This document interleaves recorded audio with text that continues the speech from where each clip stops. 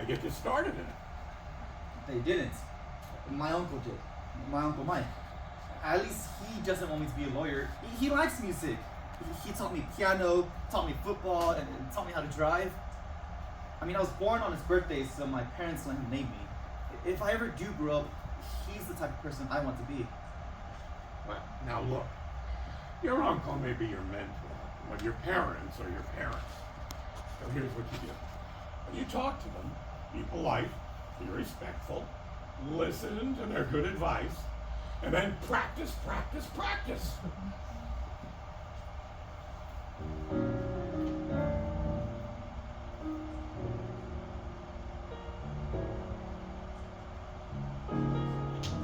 It's hard to find your way in life. The accidental journeys, the unexpected questions. We can't always do it alone. We need teachers. I and them. Hey, Coach, I got you something. It's a briefcase. MS, your initials. Yeah, I got that. Mitch, you are one of the good ones. Yeah. Yeah. And I want to tell you something. Verschaut Stunde liegt unter Schwarzen. Maury, I don't speak Yiddish. You're a good student. Look it up. Coach, You gotta go. I gotta go. You gotta go. You gotta go. I don't know how to say goodbye. Ah. This is how we say goodbye.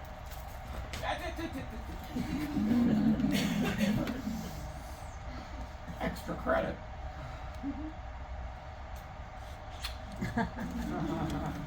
You'll stay in touch, right? Of course. Promise me. I promise. Say it in a sentence. What? Say, Maury, I promise I'll stay in touch. Maury, I promise I'll stay in touch. Good. Now say it again so you won't forget. Maury, I promise I'll stay in touch. Okay. But I didn't. I proceeded to break that promise every day, every week, and every month for the next 16 years. What happened? Well, life happened. You know, after Brad dies, I moved to New York and into this apartment complex where Mike and his family lived. And I started my career as a jazz musician. Now, I wasn't an instant star, but I was young, you know. Play some bars, knock on doors, and come home and tell Mike about my adventures. You can do it, he said. Don't give up. We played duets together and it was a fun time. But Mike got sick. You know, pancreatic cancer. Very painful and no cure. He was young, and he had a family, and he was bitter. And when he couldn't handle it, I couldn't handle it. I tried not to look every single time he doubled over and threw up from the chemo. He was my hero. I didn't want to see him sick or weak. So I would go and sit at the piano by myself. And when Mike was in pain, which was all the time, he would cry out. And I didn't know what to do, so I played. And I kept on playing. And as the cancer spread into his stomach and into his bones, and his skin turned yellow and his hair fell out, he would cry out louder, and I would play louder. I mean, his family couldn't help, the doctors couldn't help, and I couldn't help. I stopped playing piano. Mike was dead. He was 42 and I was 21, half his age. I thought to myself, well, I got 21 years left. Time to get serious. So I sold my keyboard. I went back to college. Columbia this time. Master's degree in journalism. And I hustled. I worked hard. And then things caught on, and then things more than caught on. You know, I was going to the Super Bowl, the World Series, the Olympics. I got a column, a bigger paycheck, a radio gig, a TV gig, a house, and an even bigger paycheck. I woke up one day and I thought, this was meant to be. I was hatched out of the egg, just like this. So any music magazines or letters I got from Brandeis, I threw right into the trash. Past was the past. Forget it. So I forgot my teacher. I mean, I may have never spoken or seen or heard from Maurice Schwartz ever again had I not been surfing the TV late one night and all of a sudden I hear, "Good evening, this is Ted Koppel and you're watching Nightline. Just who is Maurice Schwartz and why by the end of the night are you all going to care about him?" It started with little things. Long walks would leave me out of breath, exhausted. Then I began to stumble for no reason. One night out on the dance floor, I fell, and I never fall when I'm dancing. So I had tests, lots of tests. Finally, my wife Charlotte and I went to see this neurologist. The doctor says, Mr. Schwartz, please sit down. "Wait, good news, they let you stand. Bad news?" Mr. Schwartz, you have amyotrophic lateral sclerosis, ALS. It's a degenerative disease in the nervous system, also known as Lou Gehrig's disease. Lou Gehrig's disease? But that's fatal. Yes, it is. Well, I mean, it used to be fatal. There's a cure now, right? No, there isn't. Well, how many years do I have? It's not a matter of years. Charlotte and I went outside.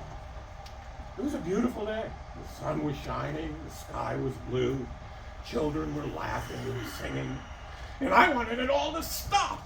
I screamed, "Make the sun die! Make the sky black! No more laughter, no more singing! I'm sick! I'm gonna die!" But the sun stayed up there. The kids kept laughing. The world did not change, because the world does not cater to me.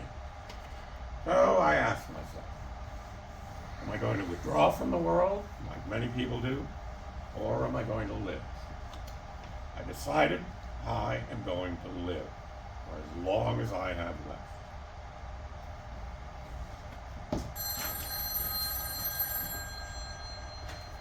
Hello? Hello, Professor Schwartz? Yes? I don't know if you remember me. My name is Mitchell Album. I was a student of yours in Brandeis in the 70s. Mitchell Alba. Yeah, I was a sociology major. So, why didn't you call me coach? The next thing I knew, I was on a plane to Boston. You know, grab a rental car and head to Maury's place. The radio's on. 57 degrees at 3 o'clock. All news station. Here's I'm looking at the numbers on the mailboxes, and I got a cup of coffee in one hand and a phone between my ear and shoulder. No, listen. I did my column last night, I recorded my radio gig this morning, and my airplane bag is in 2 hours.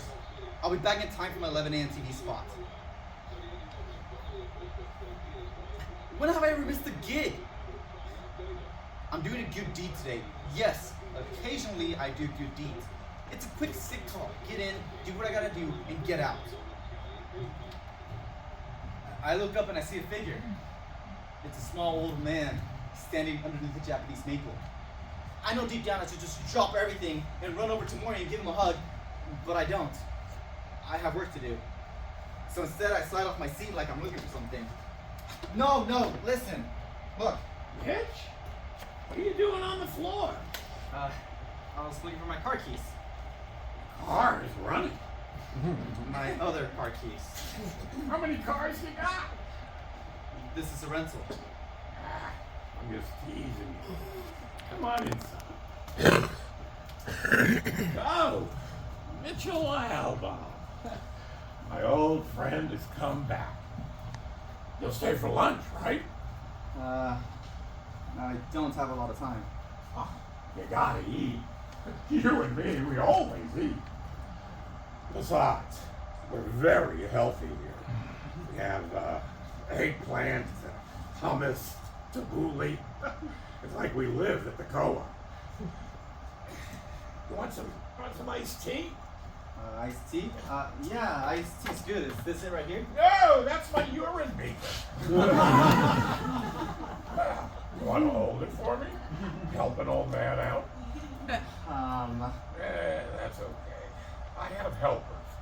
There's a woman here now, Connie, Italian. She's terrific. They're all terrific.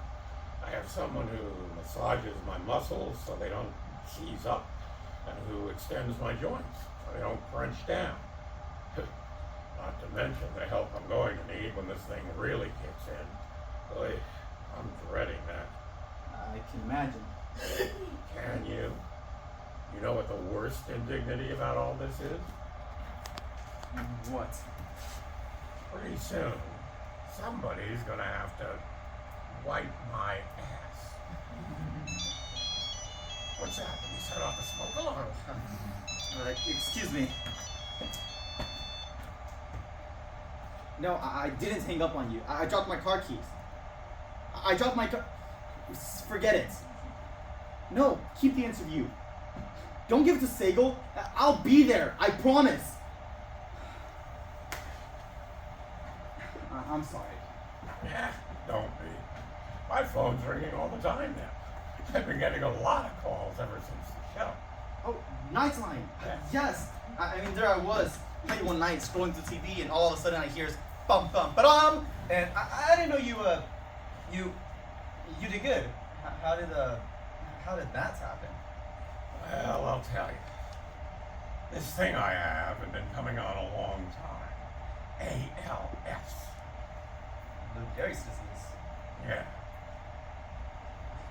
Do you remember the line What line? from the movie where Gary Cooper is Lou Gehrig and he has Lou Gehrig's disease? And he stands in front of the Yankee Stadium and says over the loudspeaker, Today, I consider myself the luckiest man on the face of the earth. Oh, jeez. I never said that, I can tell you.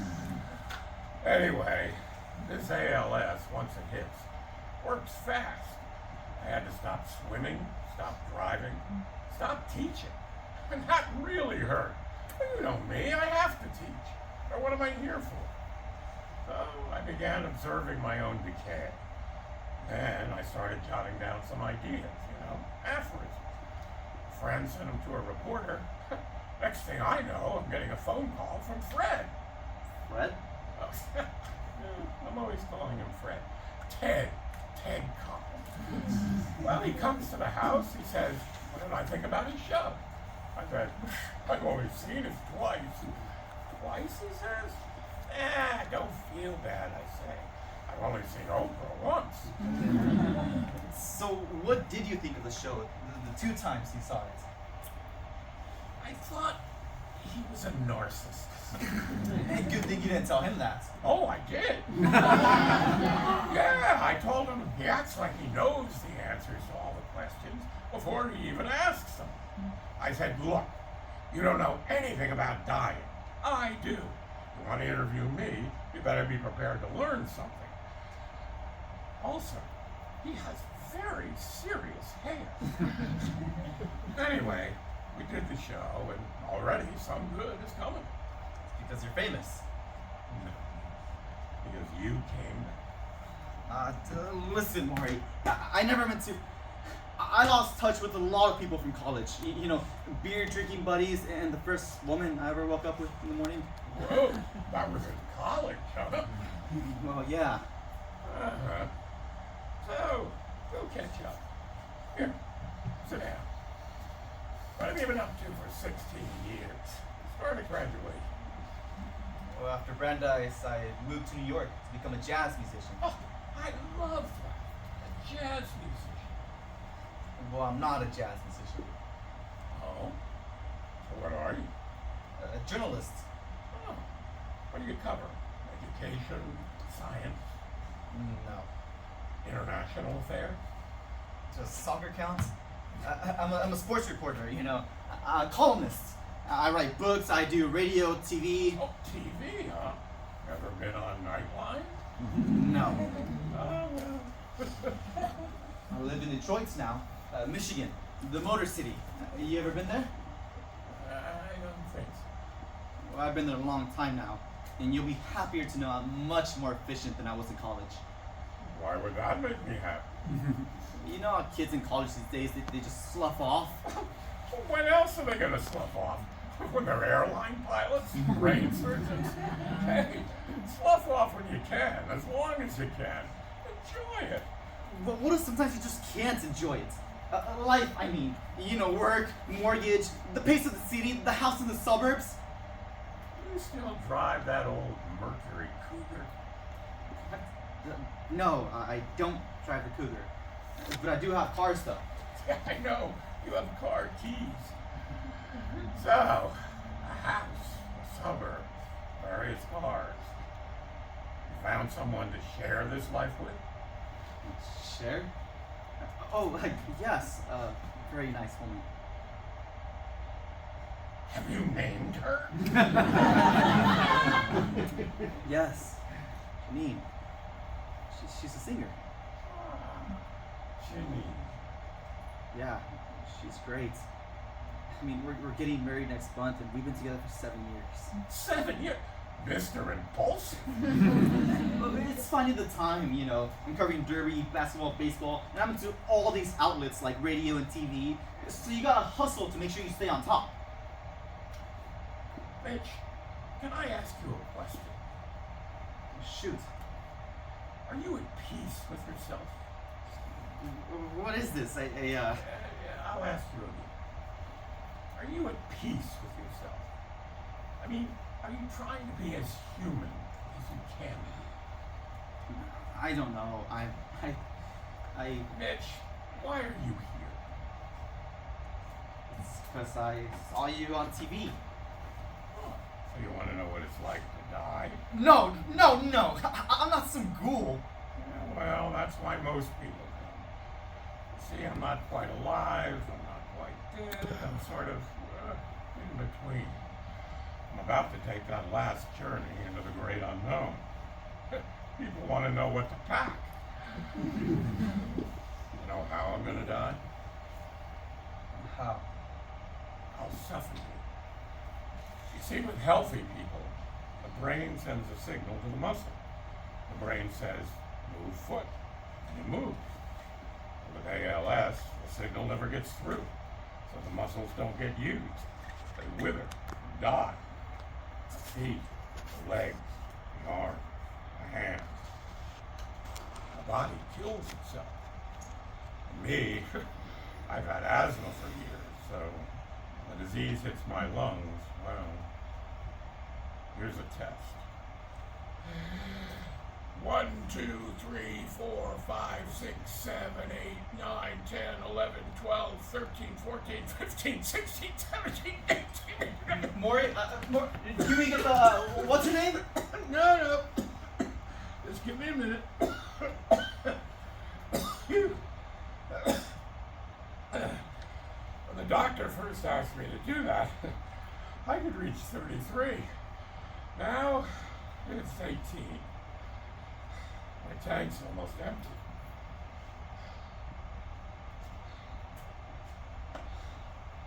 Coach. That's me. Still your coach. I better get going. You know, I gotta head back to the airport, return the car back to the rental place, and check in. You gotta go. Extra credit? What? Never mind. Take care, Maury. Mitch, dying is only one thing to be sad over. Living unhappily is something else.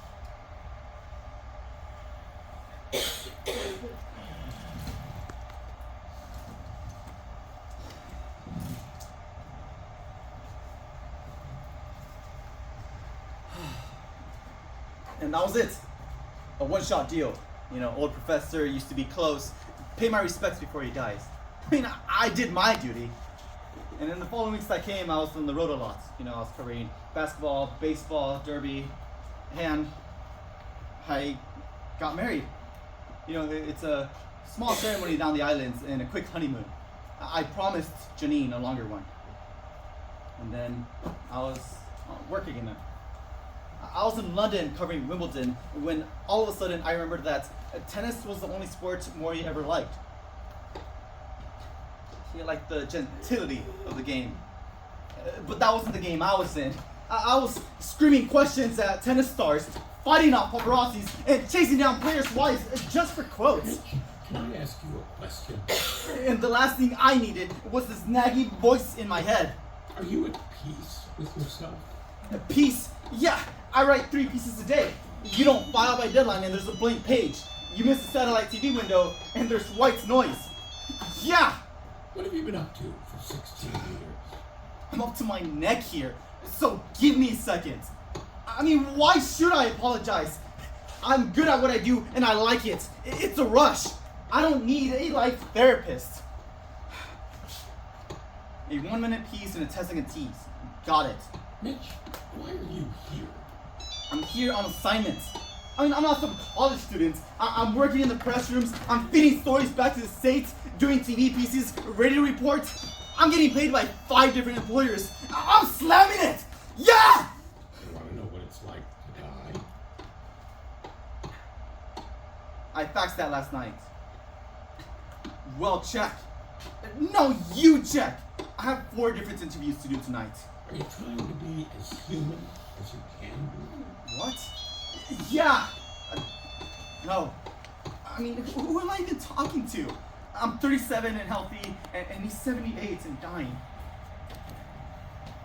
Oh, 2 visits in 16 years. To what do I owe the honor? I was just passing through. Passing through West Newton, Massachusetts. So, what have you been up to since last you came? Oh, lots of stuff. You know, work, travel, and I got married. Oh, now that's an excuse. Why didn't you say that in the first place? I don't know, I wanted to build a suspense. Please. At this point, let's skip the suspense, huh? So, Janine, your wife, whom you are going to bring to see me soon, right? Does Janine know about me? Yeah. But what about you? I mean, what's new since last I came? Well, my funeral was last week. Your what? You remember Herb Zola from the sociology department? Yeah. Well, he died. Oh. Yeah, right after Christmas. His funeral was so sad. It's a funeral. All these people saying all these wonderful things about him. And Herb never got to hear any of it. So I said, that's not for me. Someone's got something nice to say about me. I want to hear it right now. So I made some calls. I chose a date. We had a living funeral. No, you're kidding. Joe, you should try it. I never liked going to funerals. Now I know why. You gotta plan them yourself.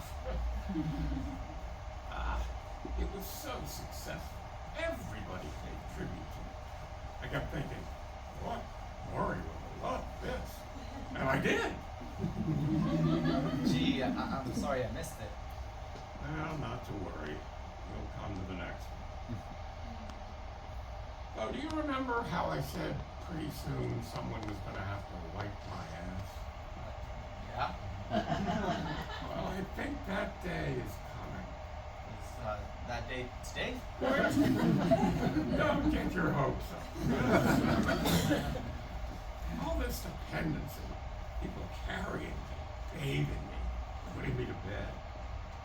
Well, I shouldn't complain. I am finding some good in it. I get to be a baby again. That's good. So yeah. You see, Mitch, when you're an infant coming into the world, you need to be held, caressed, and comforted, right? Well, when you're leaving the world, you need the same things.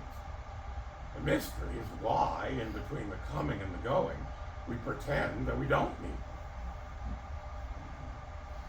Mitch, could you give me a hand?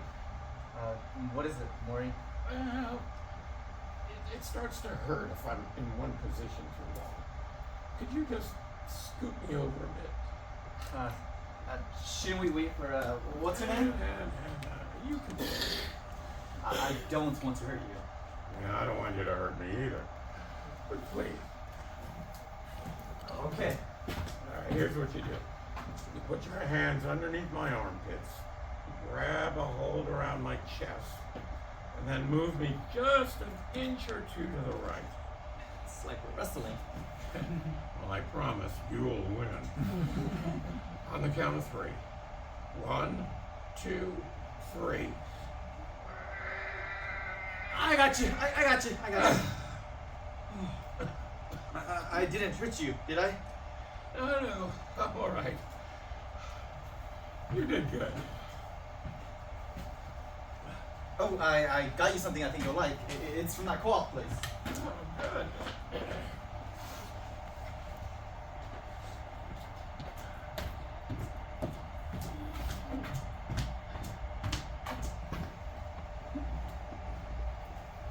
Got you chicken, chickpea, corn relish, and egg salad. Oh, egg salad. Well, just like old times, huh? I love egg salad. Yeah, I'll just stand right over here. Okay, here we go. Here we go. There we go.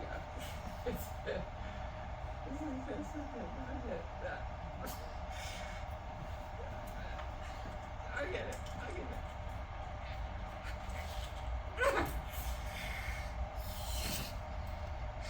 Here. Put it in the kitchen, okay? Yeah. I'll leave it in here.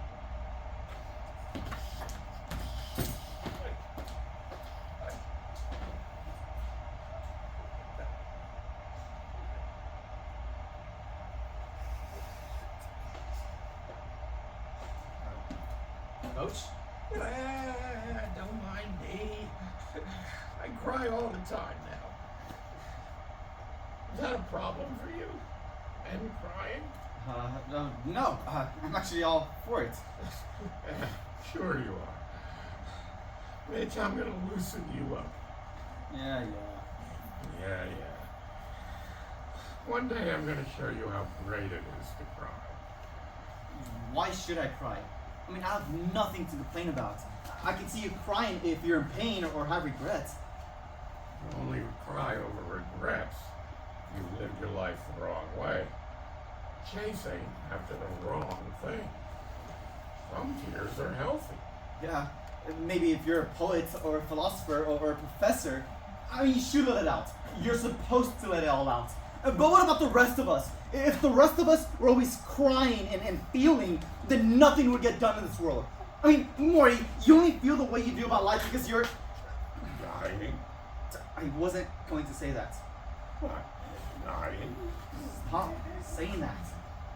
It's not a dirty word, you know. I am dying. I can live with that. And I got news for you, Mitch, my friend. You are dying too. Just a lot slower. I think about my own death sometimes. Oh, go on. I have this vision where I'm at my office and I'm banging out a column, and then suddenly I just keel over at my desk, and the editor comes in and snatches the papers from my hands. And she gives it to the next person, and they start typing. The last thing I see is a body bag being zipped up right in front of me, and boom, gone. I mean, you know how they say that when you die, your life just flashes before your eyes? Yeah. Well, I don't see anything. Hey, have you told anyone about this? Janine? I'm telling you. So you are. Well, today's Tuesday. Yeah? Yeah. Tuesday was always our day together. Classes on Tuesday. Office hours on Tuesday. We're Tuesday people. Tuesday people. So you'll come next Tuesday too? Yeah. Yeah. I will. What? Come next Tuesday. Really? That's great. Great. How about every Tuesday? Every Tuesday. Sure. You could do that. Yes. What will we do? I can ask you questions and you can answer them. You know my weakness. So, for how long would you come every Tuesday? Until the end. Mitch, I'm sick. Maybe you're not so great with sick people. You know, the pills, the laxatives, bedpans, the smells. They're not getting any better. They're only going to get worse. I'll see you next Tuesday. Okay. And bring a list. A list? Yeah. All the questions you want to ask me. If I'm going to be your teacher, then you're going to be my student. So be a good one. You got a week.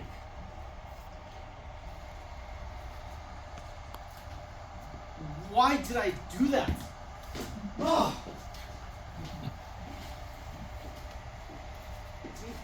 Why did he let me back in? Out of all the students he's known, there have been others who've been better to him, who actually kept in touch. Why did he let me in? Anyways, there was next Tuesday with my homework, a lunch bag, and Tape recorder. yeah, I wanted to record us talking so that way I can listen to it later. When I'm dead.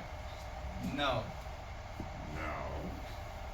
I mean, we don't have to do this if it makes you feel uncomfortable. Doesn't make me feel uncomfortable. It's just, it's so small. What? Yeah, your tape recorder. Fred Coppel's was much larger. Go ahead, set it up. It's okay? You're asking a teacher who spent his whole life lecturing whether it's okay to record his voice? Come on. Hook me up, plug me in, and watch me go.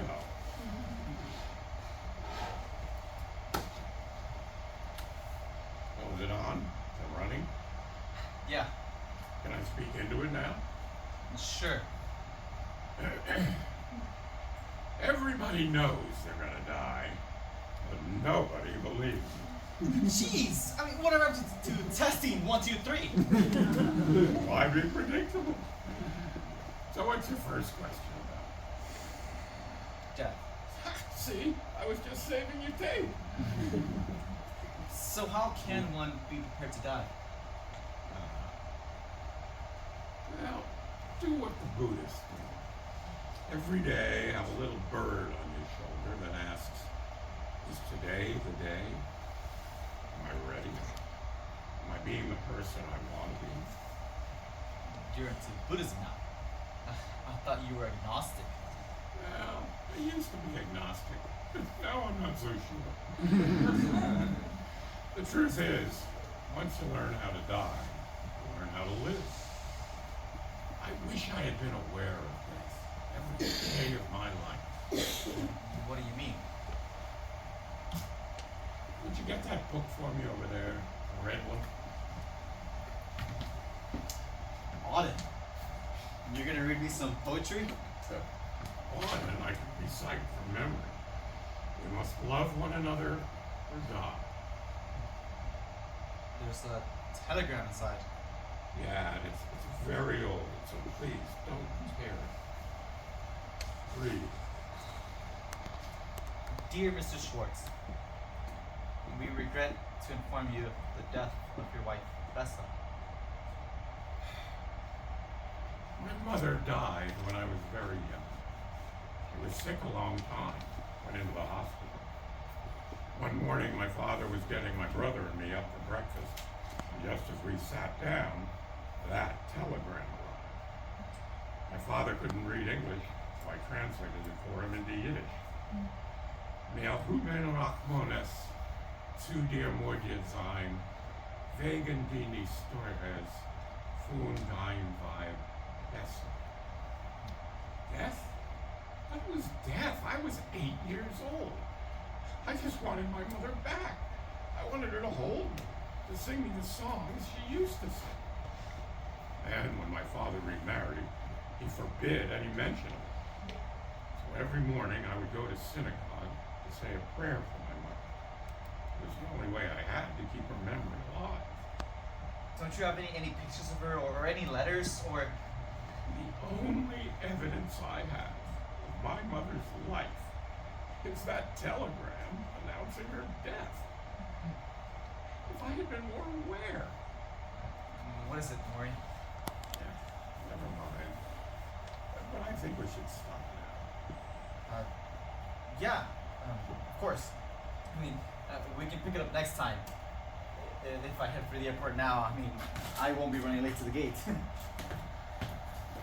Extra credit? You think I'm being touchy-feely? What is it about touchy-feely that you hate so much? It's the touching and the feeling. Come on.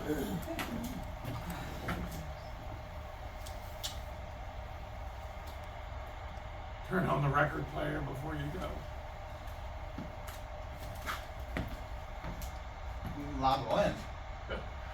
I love a good cry. See you next Tuesday.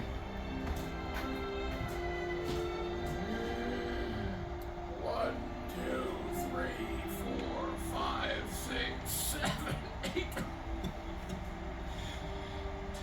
Is it today, little bird? Is it today? Every Tuesday, it's into Logan Airport, pick up some food, and head to Maury's place. I got a larger tape recorder. It's 3 times larger than Ted Koppel's, and I checked. Maury can't write anymore. I mean, that's tough. Because ever since the Koppel show, and he's done 2 now, he's become a pen pal to thousands of fans. And I'm a secretary.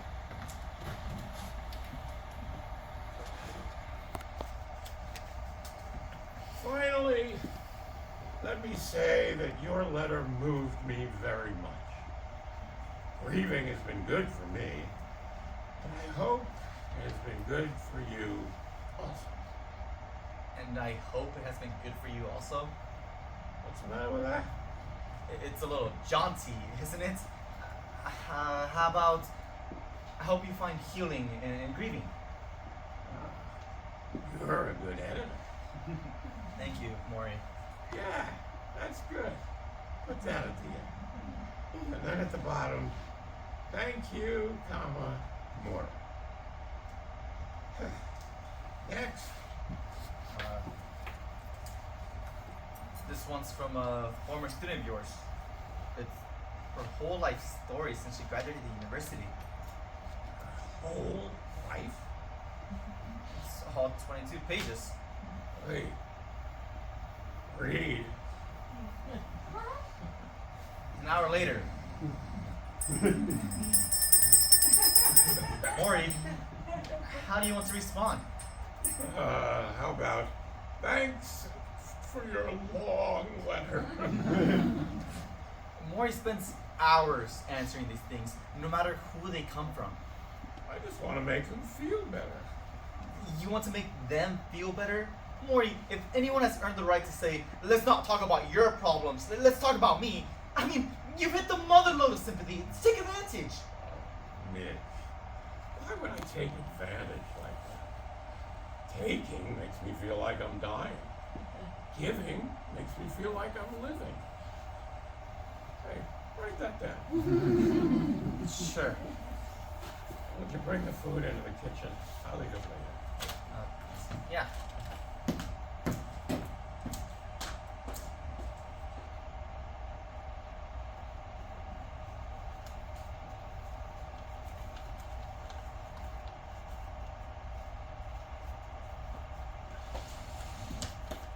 What's that?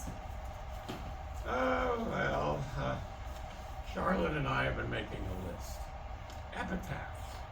What I'm going to put on my tombstone. It's a little premature, don't you think? I've known some professors who've been working on their epitaphs since grade school. Most of these are quotes from authors and poets. I can't make up my mind. How about I never owned a network? What? I was reading this article on the plane where Ted Turner was trying to buy CBS, but the deal fell through. And he said, I don't want my tombstone to read, I never owned a network. Jeez. Man is brainwashed. He doesn't need a network. He needs a hug. A network will not hug you.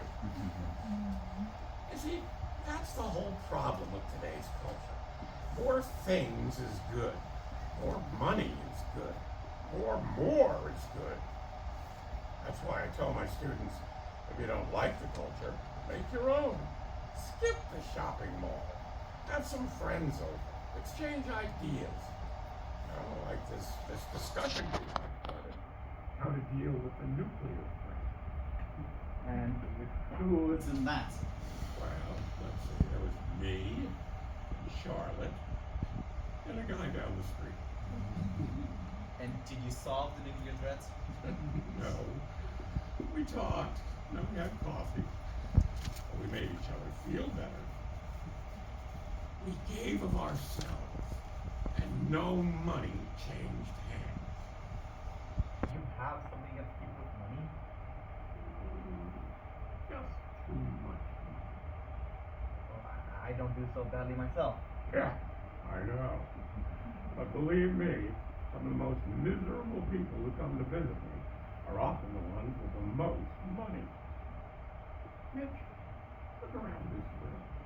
Everything here is the same as we had in the 1950s. When we bought that TV set to watch Adlai Stevenson get beat the first time.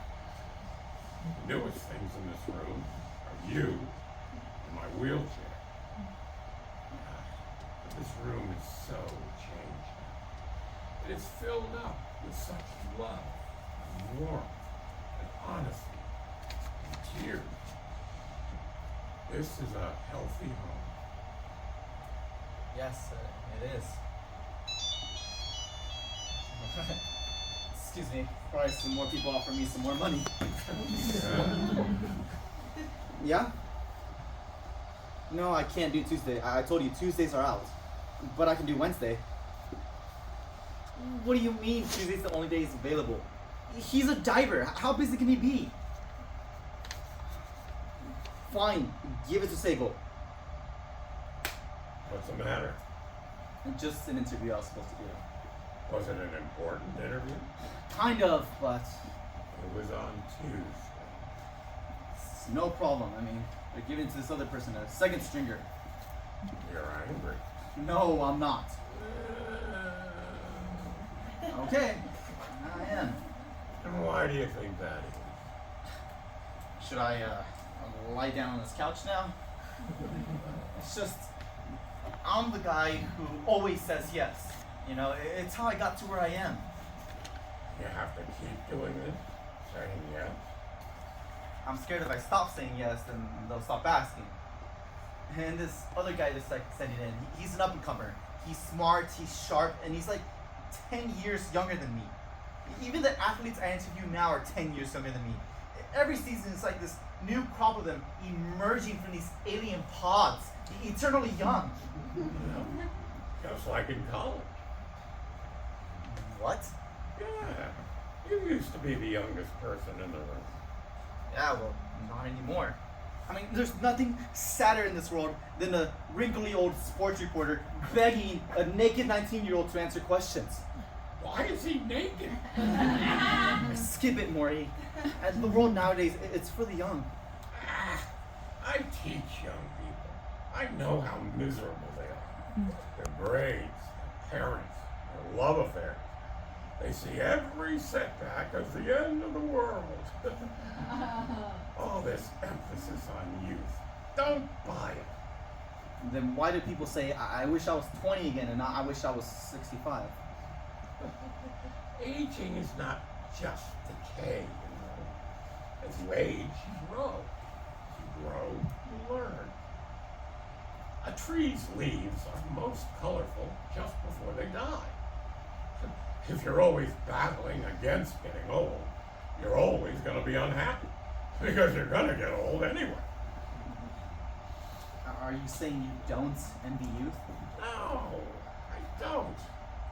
You don't envy my youth? Now, Mitch, age is not a competition. Inside, I'm every age I've ever been.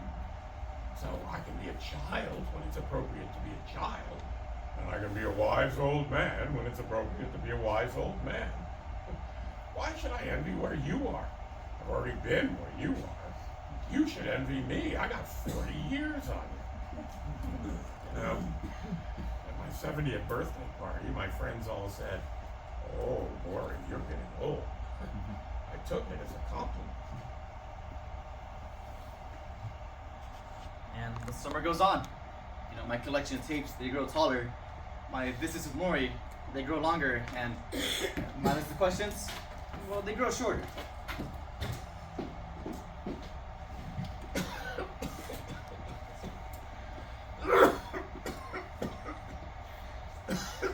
Connie?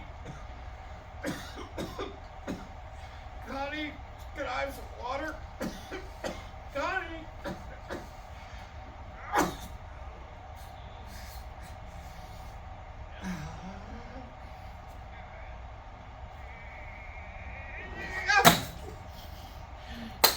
Connie!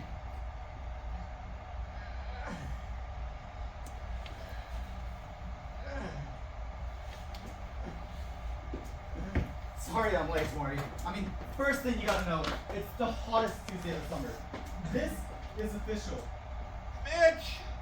I mean, air conditioning was out at the airport, so everybody wants to kill each other. It was like getting out of Saigon, and my plane was out delayed on the ground.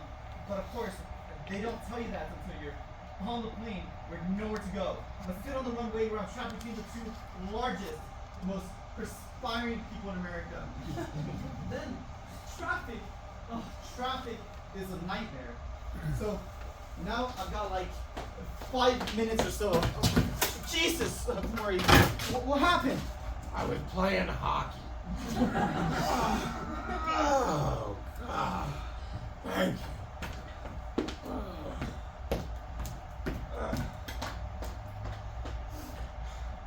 Mitch, I saw one of your TV shows over the weekend. Yeah? What'd you think? And don't say I was a narcissist. No, Good. worse. You were mean-spirited. The things you said about that basketball fella who missed a practice. Ugh. Mitch, words hurt. Yeah, and sticks and stones. I mean, you couldn't hurt this guy with a baseball bat. It's TV, Maury. It's a show. You didn't like Ted Koppel the first time, remember? Well, I never taught Ted. I'm sorry, Maury, but this guy I hurt so much will make more in a year than you've made in your lifetime. And he can't even make it to practice? Well, maybe it was a one-time thing. Oh, come on! What if he forgot? Yeah, and what if I just flap my wings? I mean, Maury, you do not forget, and I don't forget. It's just like this... Coach, it's a different world out there than it is in here. Yeah, well, maybe. You're the same person, no matter where you go. Okay, let's get to work. Yeah. Hey, did you know that my sons were in over the weekend? Oh, really? Yeah, we cried for 3 days straight. It was great. Gee, sounds terrific. Why'd they leave? Well, that feels good. The microphone? The touching and the feeling. So are we set up? Are we ready? I have a subject. Go ahead. You know, when young people come, the question I get asked most is, Maury, should we have children? Now, as you know, I never give advice.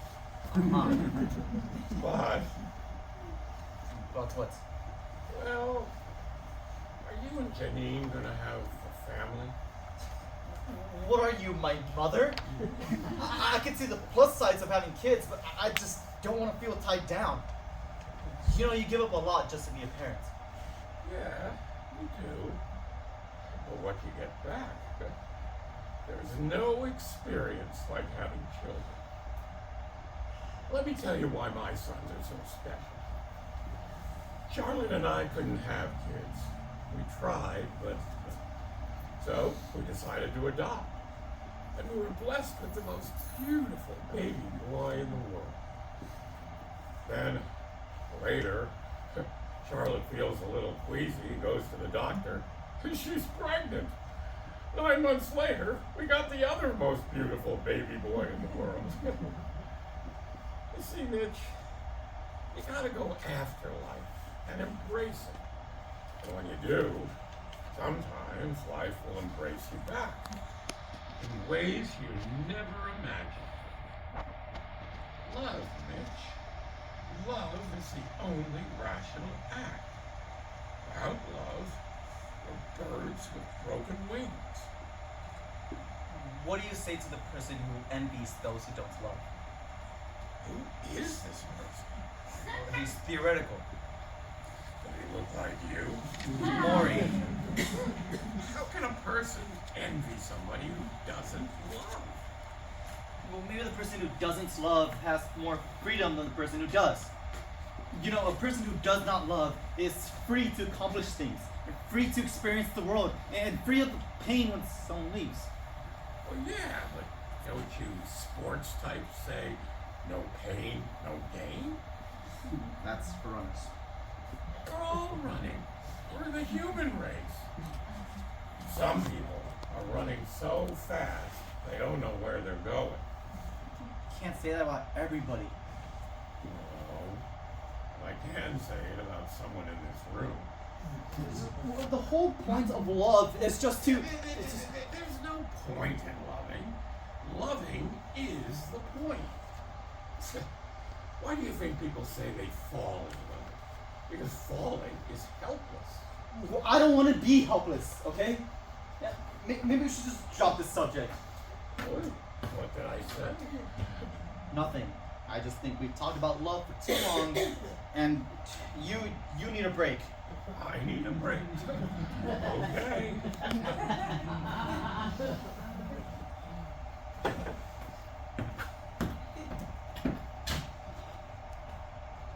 I'm sorry, Coach.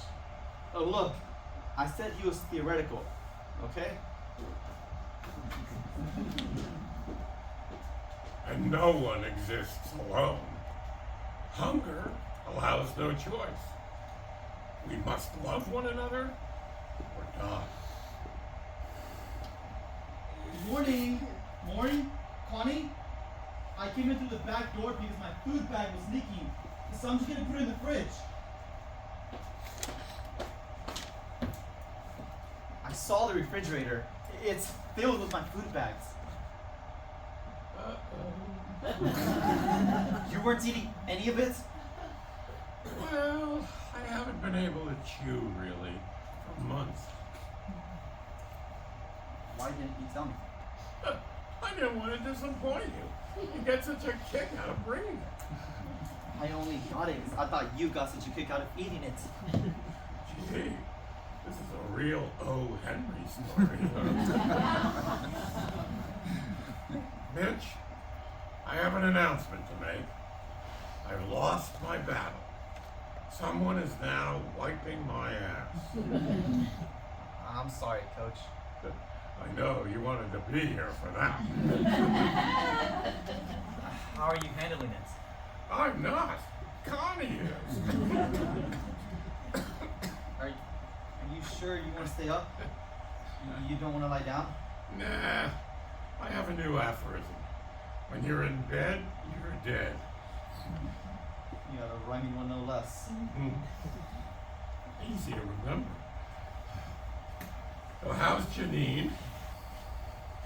She's great. And when am I going to meet her? I don't know. It's coordinating the time, singers and their schedules. Oh yeah, always on call in case someone needs some singing. Now, I got a busy schedule myself. Nightline called the other day. Why? Well, they want to come by for one last installment. Every visit I get from Koppel, I know I'm a little closer to death. He should start wearing a shroud. I don't like them hovering over you like that. Well, no. Ted said he'd visit even if I couldn't do the interview. He's a good soul. Not everybody on TV is a bad guy. Maury? Coach, tell me what to do. Hit me! Hit you?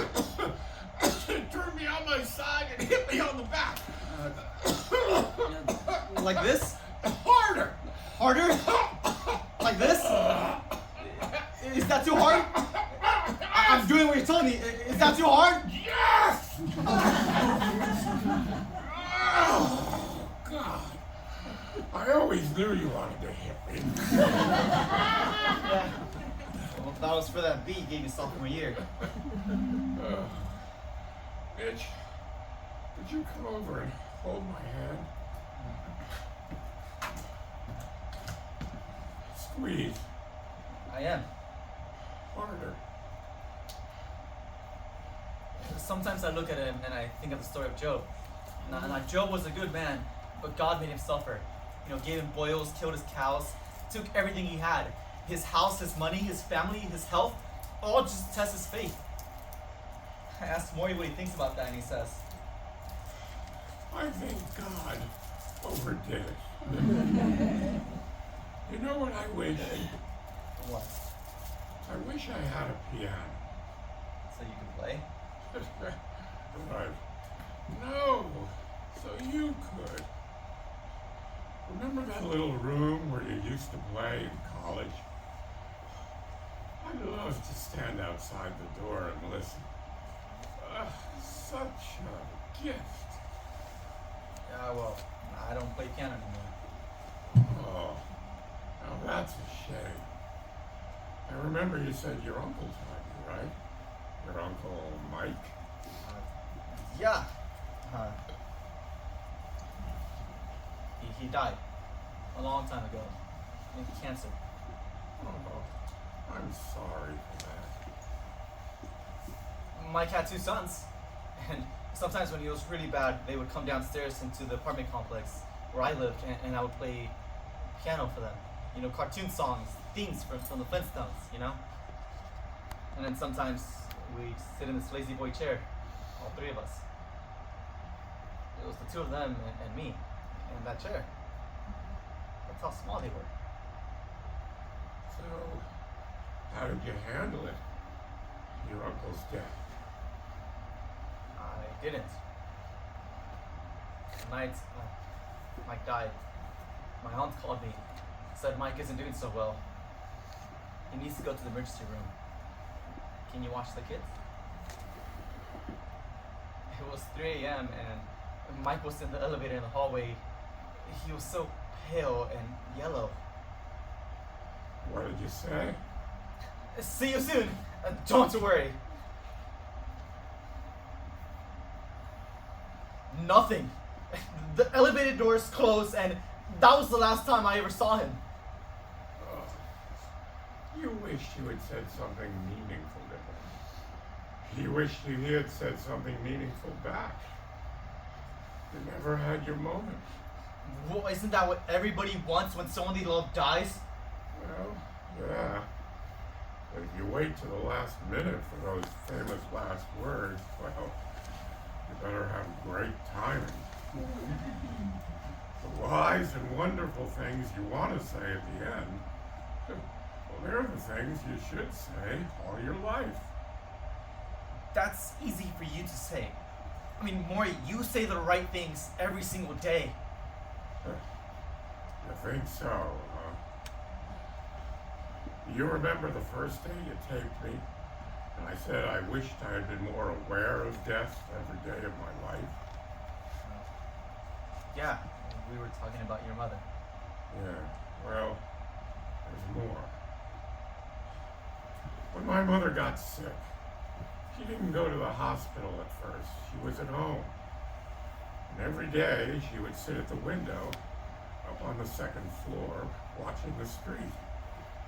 I would be outside with my friends playing stickball. And she was in pain. She was in such pain. Then when she was bad, she would call for me from the window to get her medicine. And I would pretend I couldn't hear her. I was afraid. I was ashamed. I didn't want to look at death. So I abandoned my mother when she needed me the most. I was too young. And when your uncle died, you were too young too. We did what we were able to do.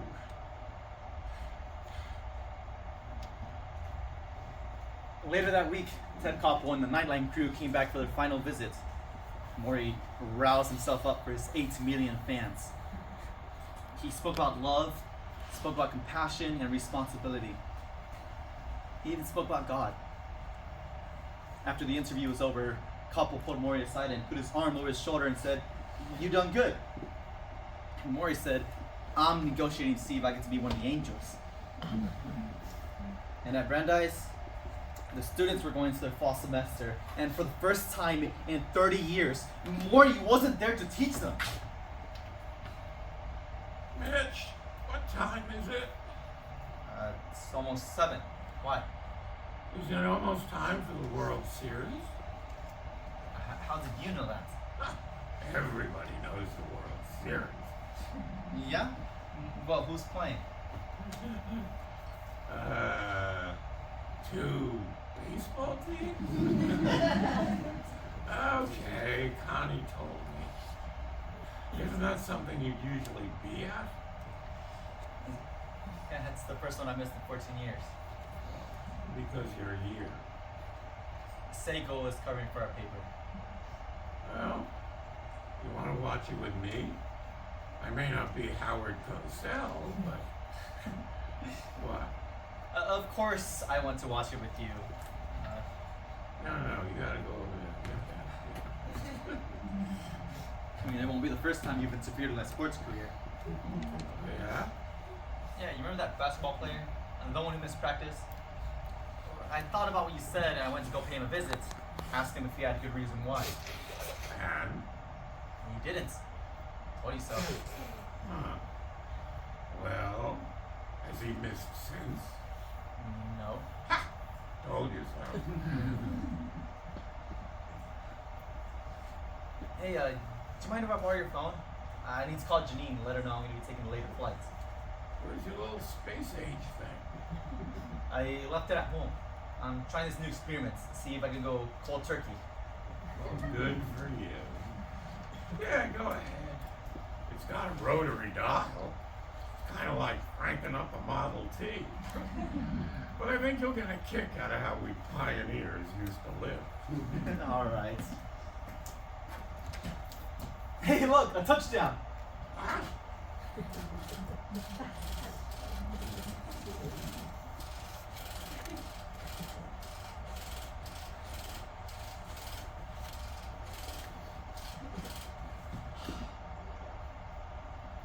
Hey, it's me. Yeah, I'm at Maury's house. I'm using this rotary phone. It's made of wood and you have to pour kerosene in it just to start it up. Just wanted to let you know, I'm gonna be taking a later flight. Like 12? Oh, you're gonna miss dinner. It'll be fine. Maury's worried I'm gonna be missing dinner. Give me the phone. What? Give me the phone. Jeez. I want to apologize for making you late. Honey, the next voice you will hear is going to be Maury Schwartz. Hi! Hello, Janine. This is Maury. So when are you gonna come to visit? Maury! Oh, I see. Yeah, I understand. Yeah, I understand. Yeah. Well, it was good to talk to you too. Bye now. Hi? Hello? She's coming. Next Tuesday.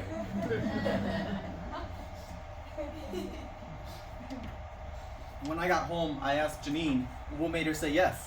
And she said, well, he asked. I didn't want Janine to come. Why?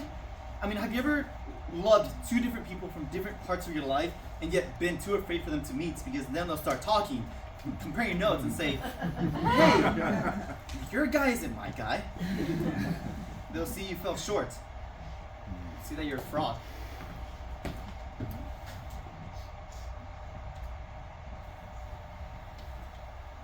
Janine, call me Maury. Not even 2 seconds in, and he was flirting. He was amazing. He even waxed erudite about opera. Oh yeah, I love Puccini, particularly the coughing, the dying, and the crying. He told us what he decided for the epitaph for his tombstone. A teacher to the last. He even covered the afterlife. If I get to be reincarnated, I want to come back as a gazelle. And he congratulated us on our marriage. Well, congratulations to the groom. Best wishes to the bride. That's the way it works, right? You say to the man, oh, you've done good for yourself. You say to the woman, good luck, you'll need it. So, Janine, you live in Detroit, huh? Great city. I did a seminar at Detroit Hospital once, and a guy there, a surgeon, says, hey, Maury, would you like to see me work? I said, well, okay. Next thing, I'm up in the operating room with a mask and a gown, and he's got this patient on the table, and he takes out this gigantic knife and zip! Oh, I went green! And then the nurse says to me, would you like to take out the spleen, doctor? I screamed, I'm no doctor, I'm a Jewish sociologist. You let me out of here. When were you in Detroit? What? You told me you hadn't been to Detroit. When were you in Detroit? Oh, Janine, you're a singer. He didn't answer. I mean, he didn't even acknowledge the question. So you're singing for me? I've heard many people ask Janine to sing for as long as I've known her. But she's shy, so she always politely declines. In fact, I was about to decline for her when all of a sudden I just hear,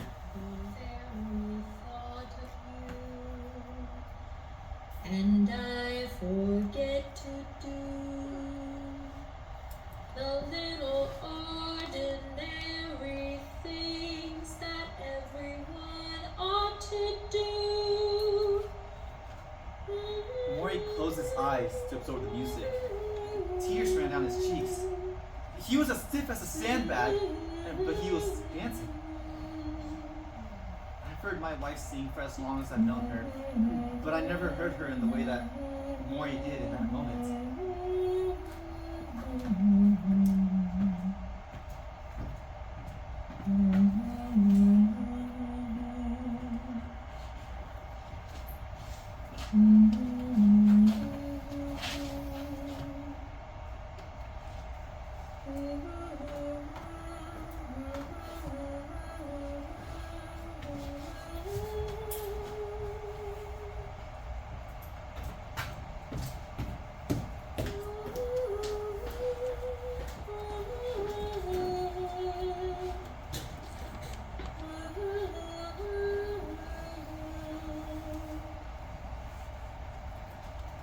It's just the thought of you, the very thought of you, my love.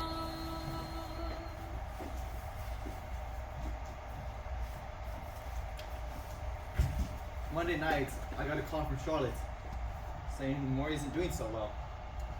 One. It's cold and damp, And I walk up to Mori's house, but I'm stalling. Two, I stop to look at the Japanese maple. 3, I go in and there's a stranger in the hallway. Hospice worker. 4, I go into Mori's study and it's empty. And I think, am I too late? And for the first time, I walk into Mori's bedroom. Coach! Coach! I'm still here. Could you do me a favor? Sure. Move my head so I can see out the window.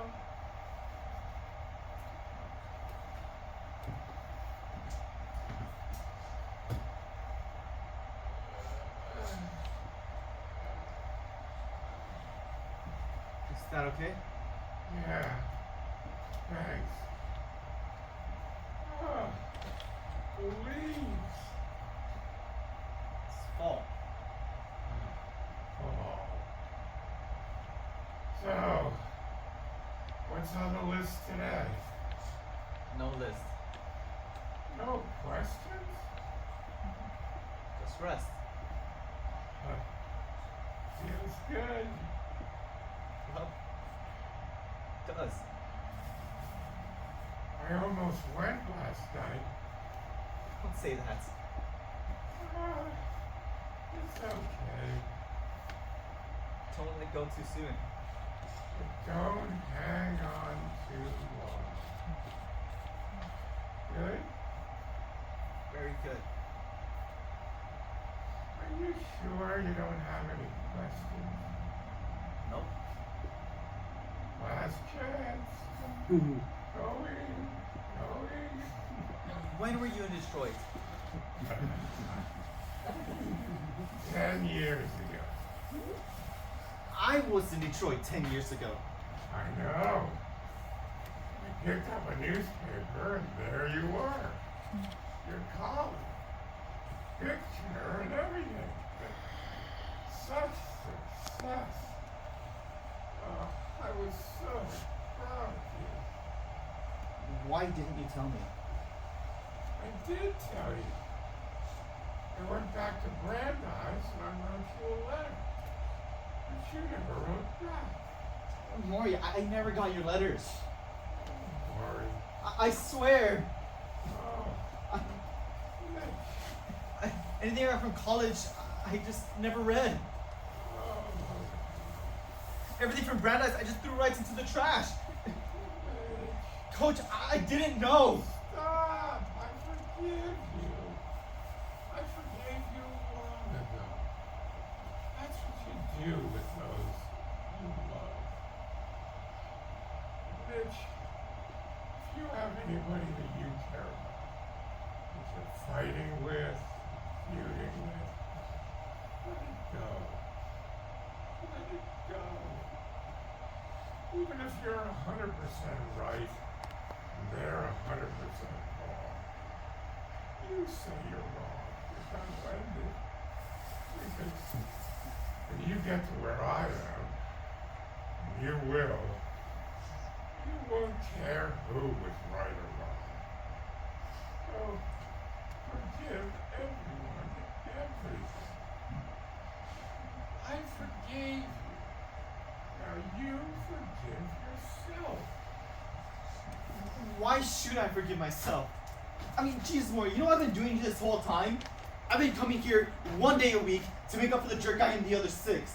I mean, you know why I didn't want Janine to come?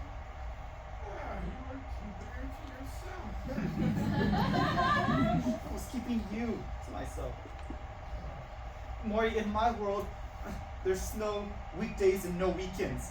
Every day is a work day. There's no end and no beginning. Every day is game day.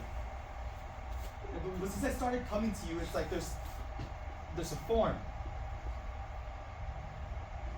And I'm excited before I get on the plane. And sometimes I come home and I'm sad or quiet. But I'm better. When I'm with you, it's like the last 16 years haven't passed and there's still time and hope. I like myself better when I'm with you. And when you died, I know I'm going to lose you. And I'm afraid I'm going to lose myself too. See? It's all about me. I was a screw up with Mike, and now I'm a screw up with you. I guess all that forgive yourself stuff really sunk in. Why did you let me back in? Out of everybody who wanted to be with you. I mean, Jesus, Maury, I forgot you. Why did you let me in? Same reason I took to you 20 years ago. Verschaute Steine Lift und Schutz. Maury, I still don't speak Yiddish. Never looked it up, huh? Don't hide your life under a bushel. Hide my light? What do you mean? I'm in the spotlight. No, not that life. This life. And you have it. How do you know? Because I heard that said about someone else when I was younger. Who? Me. Mitch, I have one last favor to ask. I picked a place to be buried. It's on a hill, beneath a tree, overlooking a pond. After I'm gone, I want you to come and visit. Sure. But not like most people visit. Drop a few flowers, get back into their car. No. I want you to come when you have some time. Like a blanket. Pack a lunch. Lunch? Yeah. You always bring food. You never eat it. Well, I won't eat it then either.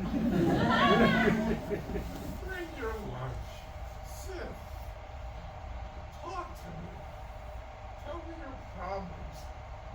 Tell me what's going on in the world. And make it a Tuesday. You always come on Tuesdays. Wait. You want me to go to the cemetery, have a picnic at your tombstone, and just talk to the air? Yeah. Like we're talking now. It won't be like we're talking now. Because you won't be able to talk back. Well, I'll make you a deal. After I'm dead, you talk. I'll listen.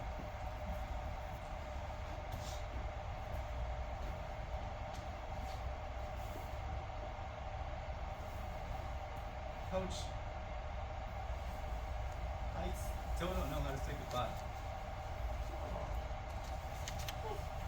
This is how we say goodbye.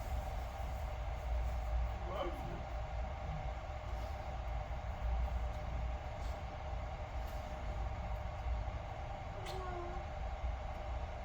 I love you too. I know. And I know something else, too. What? You always have. Mitch, if I could have had another son, I would have wanted it to be you.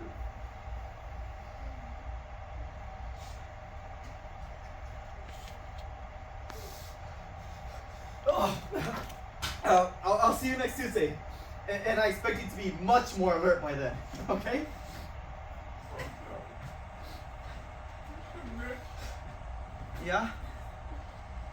made you cry. One, two. 2 days later, Maury stopped breathing. Charlotte had a small ceremony, just the way he wanted. And I was on a plane back to Detroit. The class was over. The whole way home, I kept hearing Maury's voice in my head. You talk, I'll listen. In that small phrase, I finally understood what Maury knew that I didn't. It's that if you live your life the way Maury did, with people as your priority, making memories and giving of yourself, then when you die, you're not really gone. You live inside of the hearts of the people you touch.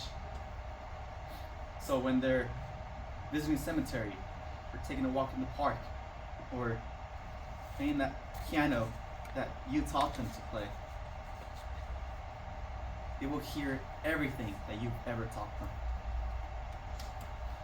So there I was. The next time I went to the cemetery, I packed a lunch, and I brought a blanket, and I had a picnic. And Maury was right. This place was lovely. You talk, I'll listen. So I tried that. And to my surprise, the conversation felt almost natural. And then I figured out why. It was a Tuesday.